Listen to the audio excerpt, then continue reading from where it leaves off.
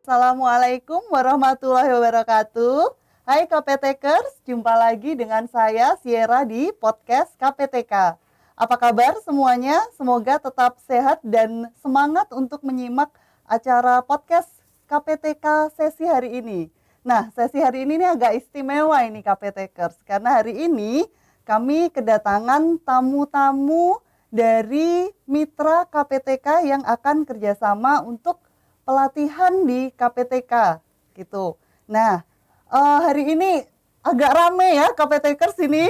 Teman-teman ini saya sudah kedatangan para ahli ini dari industri mitra KPTK maupun dari perguruan tinggi. Izin saya perkenalkan ya. Yang pertama ini ada Mas Izul. Beliau adalah CEO dari Ginger Sun Games yang ada di Sidoarjo ya. Halo Mas Izul. Halo Mbak. Apa kabar? Sehat ya? Alhamdulillah. Oke, seru. Kemudian yang kedua ini ada Mas Muhlis ini. Jadi beliau adalah perwakilan dari PT Agate Internasional yang kantornya ada di Bandung ya Mas ya. Betul Mbak. Sehat ya Mas Muhlis? Oke, alhamdulillah gitu. Kemudian yang ketiga beliau ini ada Pak Safrodin. Beliau adalah dosen dari Politeknik Elektro Negeri Surabaya. Nah, beliau ini juga sekaligus adalah anggota Asosiasi Game Indonesia. Nah, selamat datang Pak Safrodin. Ya, sehat juga ya Pak Safrodin? Alhamdulillah sehat. Terima kasih Mbak Sira. Oke. Nah, ini gimana ini kesan pertama ketika datang ke kantornya KPTK ini? Wah, menurut saya kantornya cukup luas, cukup Luas, besar. oke ya. Jauh. Sayangnya ya? jauh. Sayangnya jauh ya. Jauh dari Pradama. Oke ya. Kalau saya lihat ini langsung ada di depan ada kapal di tengah hutan. Oke, ada kapal nyasar ya Mas ya ini. Oke. Ikoniknya seperti ini. Ikonik ya bener ini. ini mungkin jauh tapi nanti diproyekkan untuk beberapa tahun ke depan ini. Oh, jadi, memang ini Dipersiapkan. proyeksi ke depannya ya. Iya, Pak, iya, ya. iya. Ini dipersiapkan memang. Oke. Terima kasih di pendapat tentang KPTK ini sudah bersedia kami culik ini jauh-jauh ini dari kegiatan ya. Sampai hadir di sini Iya. melewati gunung lembah. Terima kasih. Oke. Ninjatori lah, Ninjatori. Oke, kita langsung bincang-bincang aja nih, nggak pakai lama nih karena teman-teman KPTkers ini udah pada penasaran nih apa sih sebenarnya akan kita bahas hari ini. Nah, teman-teman tamu-tamu narasumber KPTkers hari ini nih beliau akan mengadakan kerjasama di peningkatan kompetensi di KPTK pada tahun 2023 khususnya untuk materi terkait dengan pengembangan game gitu. Nah, yang pertama ini saya mau tanya nih, gimana sih tanggapannya teman-teman ini ketika pertama kali kami kontak ini untuk kerjasama industri nih. Gitu. Mungkin dari Mas Dari Izul saya dulu dulu ya. Perkenalkan ya, nama saya di sini udah diperkenalkan tadi. Saya dari Studio Game. Teman-teman pasti agak pertama kali mendengar istilah ada studio game gitu yang mengembangkan video game.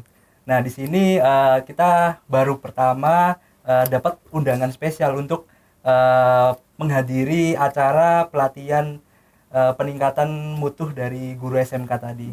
Ini menurut saya sangat excited banget untuk kita selaku developer game yang biasanya bertemu sama klien. Sekarang kita diberikan kesempatan untuk memberikan ilmu kita, sharing dengan guru-guru SMK yang mungkin ada pahala yang nantinya bisa kita bagikan ilmu untuk di daerah timur yang mungkin butuh setidaknya ada calon industri game baru nih, seperti itu. Oke, luar biasa, menarik. Terima kasih ya Mas Izul ini. Jadi Sangat excited lah Kak. excited ya untuk dengan dengan kegiatan program-kegiatan ini. ini. Oke. Kemudian kalau dari Mas Muhlis gimana nih? Kalau dari Agate sendiri sih kita sangat senang ya dengan kegiatan ini karena Agate sendiri percaya bahwa industri game Indonesia ini bisa berkembang lebih banyak lagi kalau kita punya lebih banyak lagi sumber daya manusia. Nah, dengan adanya tenaga pendidik yang mampu untuk mengajarkan game, kita percaya bakal banyak lagi mahasiswa atau pelajar-pelajar lain yang makin tertarik sama game sehingga dia bisa lebih terlibat lagi di dalam industri game ini sehingga industri game ini bisa ikut makin besar seperti itu. Seru ya berarti potensinya ke depannya ini Betul. luar biasa ya sebenarnya industri game di Indonesia Yeah. ini. kalau nggak salah ini kita bahas sedikit-sedikit Ya. ya, memang kayak marketnya juga lumayan besar ya sebenarnya untuk Indonesia, yang apa ya, yang spending di game gitu ya Mas ya maknanya. Betul betul. Jadi kalau di game, kalau misalkan kita lihat dengan banyak model entertainment yang lain, misalkan kita terakhir dalam situasi yang kemarin saat pandemi, salah satu jenis entertainment yang masih bisa thriving itu adalah game, karena game kan bisa dimainkan di rumah dan bisa dimainkan mungkin secara online. Sedangkan untuk mode-mode entertainment yang lain mungkin ada beberapa keterbatasan yang sehingga belum ada hal-hal ketika kemarin pandemi itu nggak bisa gitu ya. Kayak misalkan kemarin itu ada game salah satu game yang namanya Among Us. Dia itu akhirnya mempertemukan banyak orang yang nggak bisa ketemu tapi pengen berinteraksi. Nah akhirnya tuh main. Dan disitulah kesempatan atau potensi dari game ini bisa jadi menyentuh banyak kalangan. Dan selain itu mungkin nanti dijelaskan juga sama Pak Asaf tentang bahwa game ini bisa menyentuh banyak aspek yang di luar entertainment. Mulai dari pengajaran, advertisement, dan lain-lain seperti itu. Oke, menarik ini. Ini Pak Saf ini kayaknya bisa nambahin nih, kan ini dari beliau ini adalah dosen yang mengajar di pengembangan game ya di Politeknik Elektro. Baik, terima kasih waktunya Bu Sira. Jadi kebetulan perkenalan tambahan ya. Jadi kami dari Politeknik Elektronika Surabaya dan kebetulan kami adalah kampus yang membuka prodi teknologi game, artinya game development ya. Itu di tahun 2013, jadi sudah lama sebenarnya. Tapi saya jawab dulu yang kesannya tadi, bahwa kenapa kok kita acara ini sangat mendukung. Nah, kalau adanya peningkatan mutu guru-guru SMK, otomatis nanti kan siswa-siswa kan makin aware terhadap pengembangan game. Nanti memberikan input kepada kami lebih bagus lagi. Jadi kualitasnya akan lebih jauh meningkat nanti. Saya percaya akan begitu. Jadi dan juga di Indonesia itu masih sedikit sekali yang menggunakan roti ini gitu. Kan peluang ini kan masih besar sekali di industri game itu masih luas sekali. Kami melihat dari rencana pemerintah dari game adalah satu dari 14 subsektor industri kreatif. Oh iya. Nah, tadi sudah disampaikan oleh Mas Mukhlis bahwa tidak hanya entertainment ya, game itu bisa menyasar untuk yang lebih serius, misalnya untuk simulator, untuk misalnya untuk gamifikasi, untuk hal-hal yang kaitannya dengan tidak melulu pada entertainment. Jadi game itu aspeknya sangat luas dan juga pasarnya masih sangat terbuka sekali untuk Indonesia. Bahkan orang Indonesia bisa memasarkan ke internasional. Tidak ada batasan-batasan itu gitu. Jadi nggak melulu pandangannya negatif ya, memang Betul. harusnya untuk game ini ternyata banyak sisi positifnya juga. Betul. Ya gitu. Iya. Nah menarik ini. Nah sekarang kan kalau pelatihan ini kan ditujukannya lebih ke vokasi khususnya ke SMK ya. Mau nanya nih, kira-kira pandangan industri sendiri terhadap dunia SMK nih selama ini gimana? Terus prospeknya kalau untuk lulusan SMK mungkin nggak sih kira-kira nanti ke depannya bekerja di dunia langsung kerja di perusahaan games gitu? Wah, mungkin mau ikut menjawab ya. Iya, oke. Menarik betul. sekali sih ini bahasan ini. Karena jujur di tempat kita ini termasuk industri game yang baru berdiri dan kita di sini masih build branding. Yang di sini yang bikin menarik ini anak SMK itu justru bisa memberikan dampak potensi yang dia itu lebih ke arah yang seperti Pak Safrodin katakan tadi. Kalau di Politeknik itu kan diajarkan cara membuat gamenya. Terus kalau di universitas itu lebih ke arah teorinya. Di SMK itu ya mirip dengan Politeknik, tapi dia itu udah siap kerja juga sama kayak Politeknik. Bedanya kalau di universitas ini biasanya masih memiliki ego yang tinggi seperti itu. Sedangkan di SMK ini kita masih bisa memberikan dampak untuk dia bisa ngikuti di industri yang sekarang ini seperti itu. Kemarin itu sempat di dalam studio kita coba buka program magang, kita dapat anak SMK. Nah, di sini anaknya ini giat untuk mengikuti proses perjalanan dari game development kita untuk langsung terjun ke klien gitu. Nah, beda cerita dengan anak-anak universitas yang dia masih memiliki ego tinggi untuk bisa bergabung di kita untuk mengerjakan klien tadi, proyek klien itu tadi. Nah, ini merupakan seperti kayak gambaran itu SMK ini masih memiliki kemauan yang tinggi untuk mau belajar hal yang baru. Nah, sedangkan kalau udah lebih mature, dia udah banyak masuk ilmu yang anggapan mereka itu kenapa kok pakai ilmu itu, sedangkan kita udah diajarkan ilmu yang lain seperti ini. Padahal kita industri lebih tahu pasar targetnya itu tadi untuk bisa melakukan pergerakan yang mungkin lebih signifikan. Ini merupakan kayak potensi sih sebenarnya, karena jujur SMK ini masih jarang yang minat untuk di industri game itu tadi. Karena baru ya ini, kalau nggak jurusannya juga yang khusus ke game juga baru disahkan ya, baru-baru aja itu. Padahal di masa umur segitu mereka itu lagi menggebu-gebunya ingin merealisasikan ide yang mereka miliki untuk dijadikan sebuah game. Sedangkan kalau udah masa lebih lanjut, dia udah dibekali beberapa yang akhirnya dia berpatok di arah situ, dan kadang egonya membuat dia nggak bisa menerima ilmu baru atau lebih perfeksionis lebih segmented lebih segmented khusus nggak mau ke semua produksi. Kalau SMK lebih apa ya, kreatif, masih lebih luas lah pandangannya. Tekun lah, dia mau untuk belajar hal yang baru. Itu yang kita dapatkan dari kita buka magang kemarin anak SMK seperti itu. Ya. Oke, mau menambahkan ini Mas Mukhlis kayaknya nih seru nih. Kalau dari Agate sendiri sebenarnya Kita udah dengan SMK sungguh cukup banyak juga pengalaman kita bekerja dengan lulusan-lulusan dari SMK, termasuk sekarang ini ada sejumlah programmer senior yang memang berasal awalnya itu SMK. Jadi SMK terus dia ikutan magang, program magang, terus ternyata bagus. Akhirnya ya lanjut di Agate dan sampai sekarang itu begitu ya. Dan di situ ya kami melihat bahwa memang SMK ini jadi semacam potensi untuk bisa lebih awal lagi memahami minat tentang kejuruan yang spesifik. Maksudnya kan kalau SMK itu dia bisa lebih sejak awal itu udah mau tahu bidangnya ke yang mana. Dalam hal ini adalah game. Nah, dan dengan demikian, kalau misalkan kita bisa memupuk kemampuan dan minat teman-teman siswa SMK ini, kita akan bisa, maksudnya harapannya bisa menghasilkan orang-orang game developer, baik itu game programmer maupun game artis yang sejak masih muda, masih punya semangat muda untuk bisa kontribut di industri ini. Oke. Seru ya, berarti memang dipupuk sejak dini nih ya, supaya nanti pengembangannya kan memang selaras nih. Kalau SMK kan ada 3 ya, nanti harapannya setelah keluar mau melanjutkan, kalau melanjutkan ya kalau yang dari jurusan game harapannya yang selaras juga ya ke politeknik atau langsung bekerja juga bisa, atau mau berwirausaha juga bisa gitu ya. Seru sekali lah ini. Nah, ini kalau sekarang kita singgung terkait pelatihan ya ini.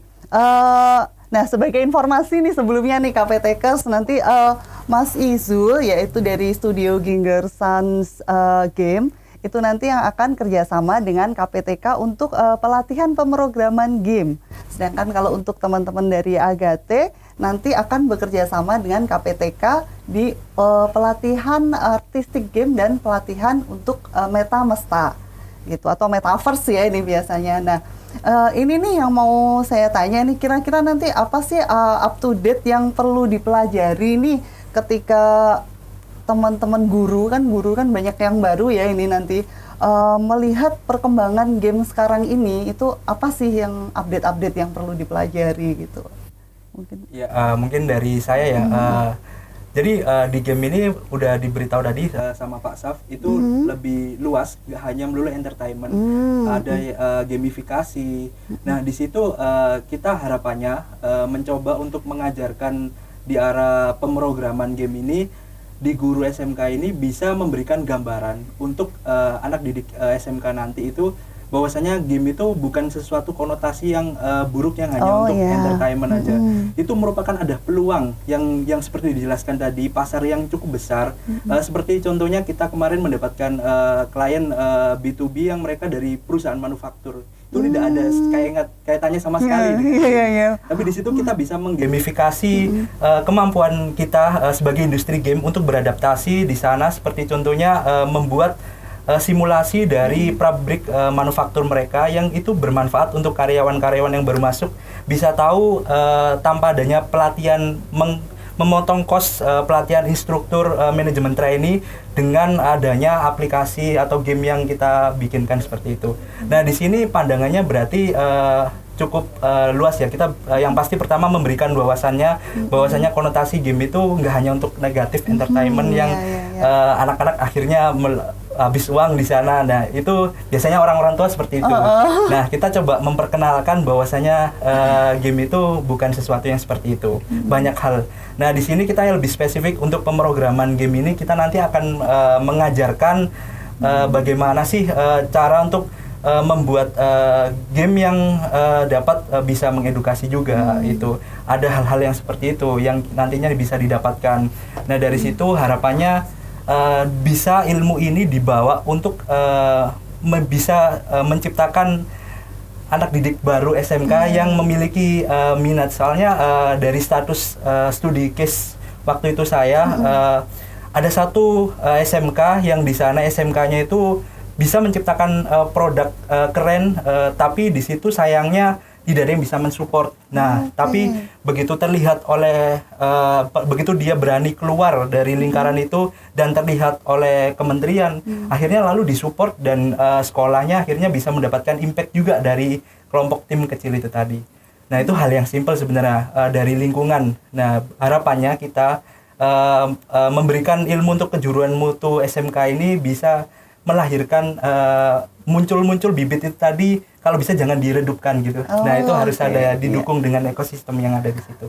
Iya, seru ya ini. Jadi harapannya itu agar pandangan masyarakat yang pertama tuh nggak negatif aja. Kemudian tadi dicontohkan juga banyak kayak di dunia nyata tuh real case-nya kayak apa gitu ya, kayak saya tangkap. Ini mungkin ada pengalaman juga nih di Agate nih, gimana nih? Kalau dari Agate sendiri dengan mengikuti pelatihan ini, tadi kan pertanyaan tentang soal persiapan ya. Update pelatihannya kira-kira betul. nanti Seperti apa ya, seperti itu. Jadi kita ini ingin dengan ikutan ini, kita ingin menghasilkan orang-orang kompeten yang sehingga bisa mengajarkan bibit-bibit baru Indonesia supaya bisa lebih kompeten lagi terhadap khususnya dalam bidang industri game. Nah, dan saat ini industri game ini sudah memiliki SKKNI. Sehingga untuk pelatihan ini kita akan berdasarkan pada unit-unit kompetensi di dalam SKKNI itu. Khususnya kalau di dalam Agate spesifiknya kita ada 2 program utama, yaitu yang pertama tadi artistic game, yang SKKN-nya itu berdasarkan hal-hal terkait dengan game art seperti itu. Lalu satu lagi adalah yang Metamesta ya Bu ya, atau Metaverse yang bahasa keren ya. Itu kita juga akan berbasis pada dua-duanya itu pada game art. Tetapi perbedaannya adalah untuk yang artistic game, kita ini akan bisa ada beragam, mulai dari karakter, mulai dari objek-objek properti sehingga dan lingkungan. Tetapi kalau untuk yang Metamesta ini, kita akan membantu guru-guru ini untuk membuat sebuah lingkungan belajar. Jadi guru-guru itu akan membuat properti-properti berdasarkan apa yang ada di sekolahnya, sehingga nanti harapannya properti itu bisa dimasukkan ke dalam sebuah metaverse, dan di situ mungkin dilakukan sesi pembelajaran seperti itu. Jadi ada macam-macam program kita. Macam-macam ya.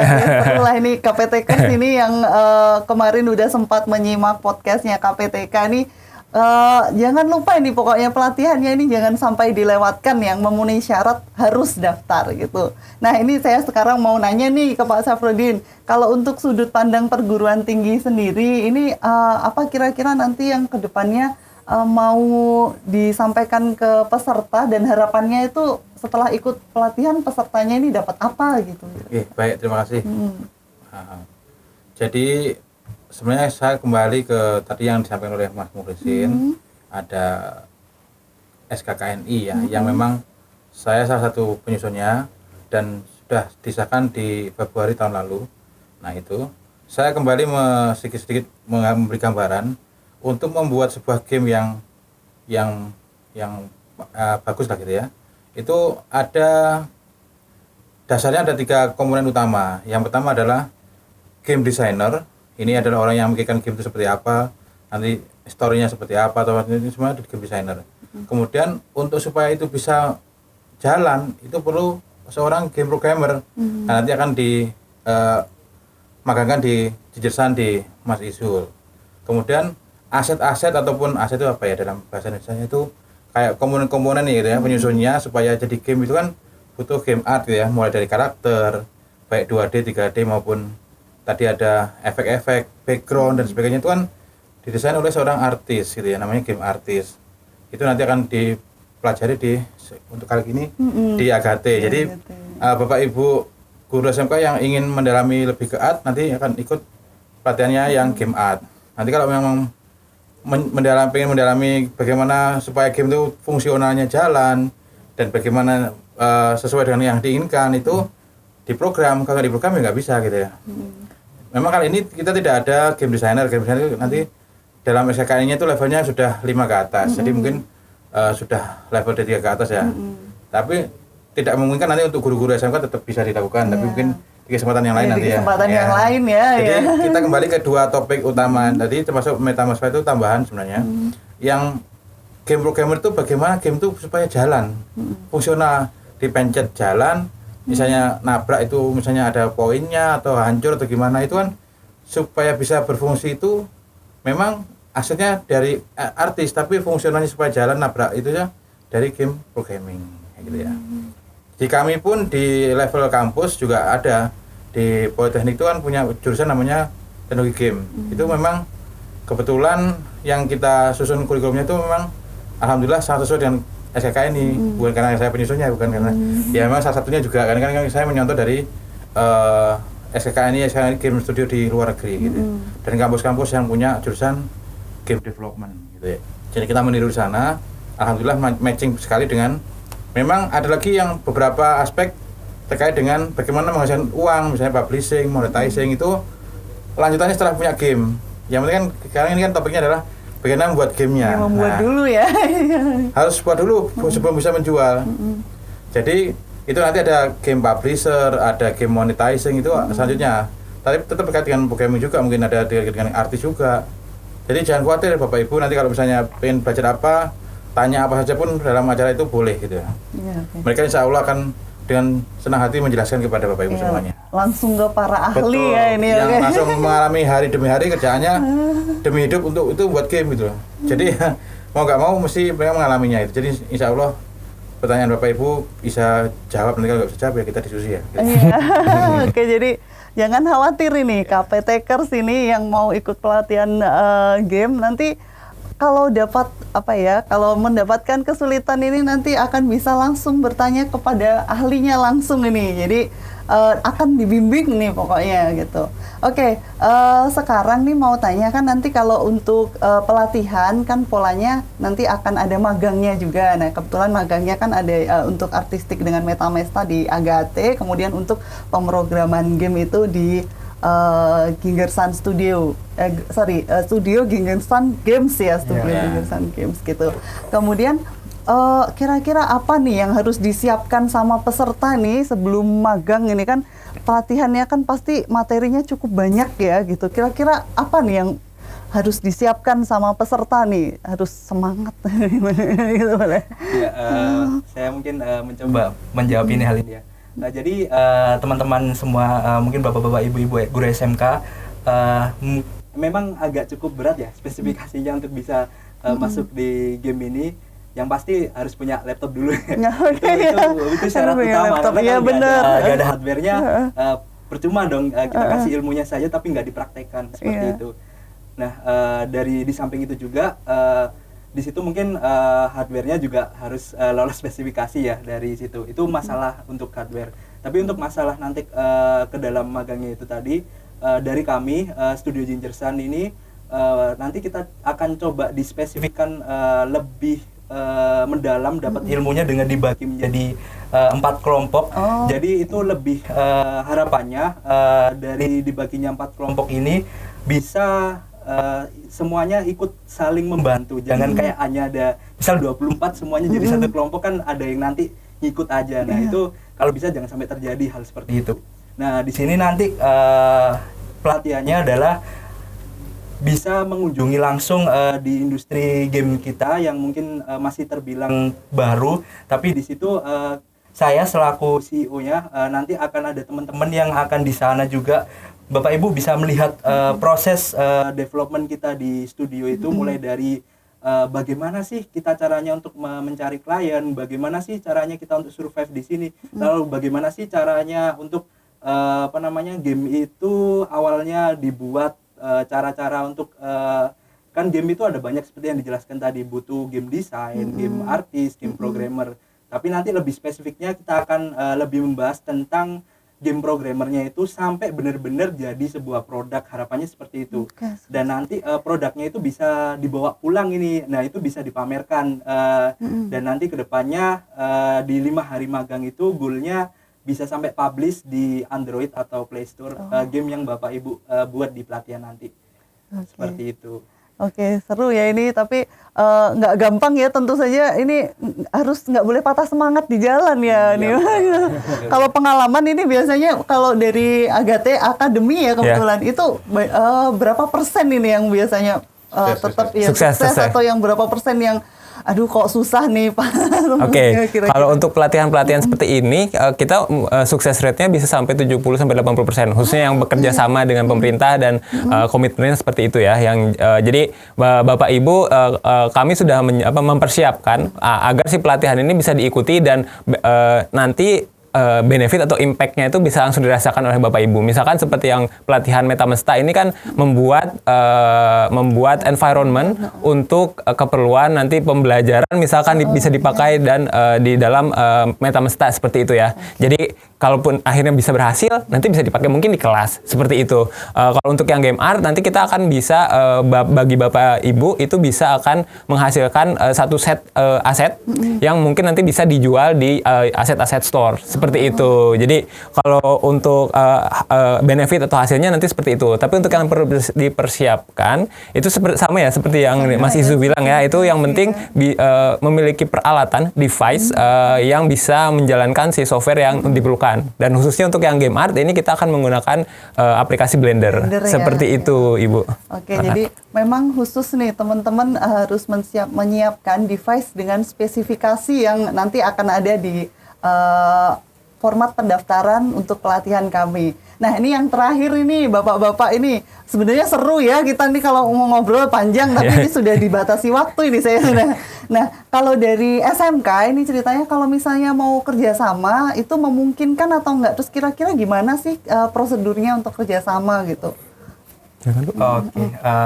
Kalau tadi seperti yang saya katakan tadi, kita sudah sempat di raker pertama kemarin ada yang mendatangi dari pihak SMK langsung kepala sekolahnya dan mencoba membicarakan MOU. Yang menariknya di sini adalah mereka excited, antusias untuk bisa mengadakan namanya ekstrakurikuler game. Nah ini karena mereka sendiri di jurusan mereka itu nggak ada yang berkaitan dengan game, tapi di situ mereka ingin membuka wadah untuk guru SMK ataupun murid-muridnya di sana.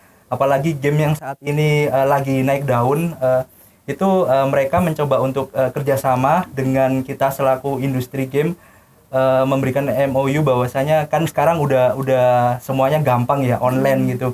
Nah itu bisa memberikan ilmunya secara daring di kegiatan ekstrakurikuler itu tadi. Itu hanya salah satu gambaran kecil. Nah tapi sayangnya di sini memang harus ada juga yang tadi device-nya tadi. Akan percuma kalau kita memberikan ilmu saja tapi nggak ada dipraktekkan tadi. Itu salah satu mungkin bentuk kerjasama itu sangat memungkinkan untuk hal ini. Tapi yaitu tadi karena keterbatasan ini kita bisa membuatnya untuk menjadikan daring atau online gitu untuk dilakukan. Kalau untuk secara device mereka bisa requirement-nya bisa ikut, ya kenapa nggak bisa gitu. Seperti itu bisa untuk dilakukan. Khususnya kalau di Agate sendiri gimana nih Mas? Kalau untuk bekerja sama dengan Agate dalam hal ini Agate Academy akan sangat senang kalau bisa bekerja sama dengan Bapak Ibu guru dari SMK seperti ya. Karena kami juga ya tadi sebagaimana di awal bahwa kami percaya kalau kita bisa mengembangkan sumber daya manusianya, kita bakal ngembangin juga industrinya juga. Dan dengan demikian kalau misalkan ada potensi kerjasama dari Bapak Ibu, baik dari soal pelatihan, baik pelatihan siswa atau maupun pelatihan guru yang saat ini nanti kita akan lakukan dengan BPP, nanti kita bisa kerjasamakan lagi. Nah untuk bisa mengontak mungkin bisa juga menghubungi via email kalau ke Agate. Jadi dari academy@agate.id bisa langsung dihubungi aja kalau ada potensinya. Kalau ada di sini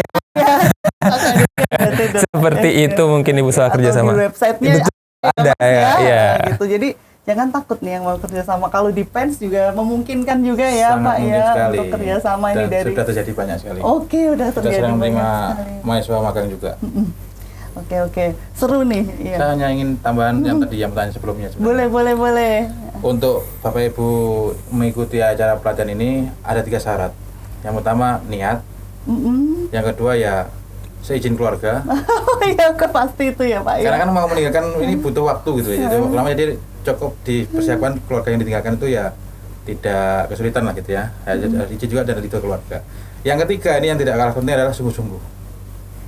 Kalau nggak sungguh-sungguh percuma.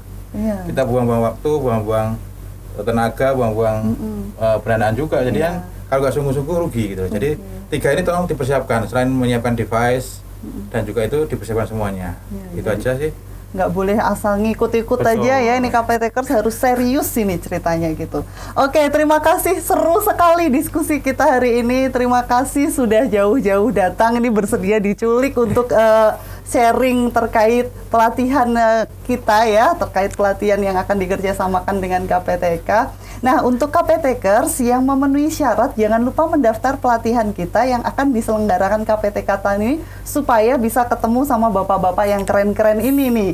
Kemudian nanti bapak-bapak di sini udah siap sharing ilmu nih. Kemudian jangan lupa tetap simak channel podcast kita dan jangan lupa ikuti update informasi di medsos kami di Facebook, Instagram, BPP MPV KPTK.Kemdikbud. Terima kasih KPTkers sudah simak, sampai jumpa di sesi podcast selanjutnya. Assalamualaikum warahmatullahi wabarakatuh. Bye bye. Waalaikumsalam.